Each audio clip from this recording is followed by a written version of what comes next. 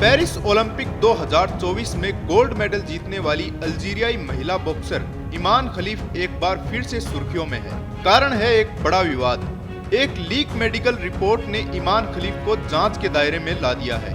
मामला gender biological mail और athletic eligibility से जुड़ा है। अब सवाल उठने लगे हैं कि ईमान खलीफ एक महिला है या पुरुष।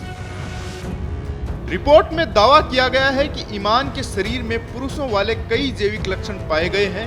रिपोर्ट के मुताबिक ईमान के शरीर में आंतरिक अंडकोश, इंटरनल टेस्टिकल्स और XY गुणसूत्र हैं जो आमतौर पर पुरुषों में पाए जाते हैं। इसके अलावा रिपोर्ट में यह भी बताया गया है कि ईमान के पास गर्भाशय नहीं है और एक MRI रिपोर्ट से यह भी खुलासा हुआ है कि उनके शरीर में माइक्रोपेनिस की मौजूदगी पाई गई है।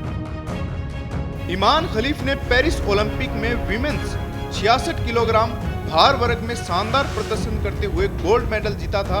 उन्होंने फाइनल में चीन की यांग लियू को हराया था और एक ऐतिहासिक जीत दर्ज की थी। हालांकि ईमान के जेंडर पर सवाल पहले भी उठ चुके हैं।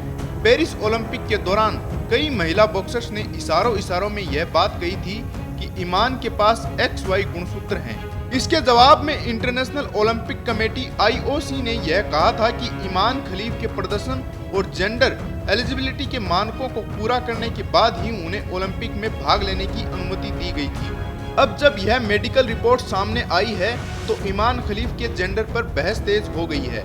रिपोर्ट में किए गए खुलासे के बाद यह देखना दिलचस्प होगा कि इस मामले में आगे क्या कदम उठाए जाते हैं। क्या ईमान से उनका ओलंपिक मेडल वापस लिया जाएगा या फिर वे अपनी पहचान के साथ खेल की दुनिया में जगह बनाए रखेंगी। सवाल ये भी है कि जहां 100 ग्राम वजन के चलते विनेश फोगाट को ओलंपिक से बाहर कर दिया गया था, वहां IOC इस मामले में क्या फैसला लेगा।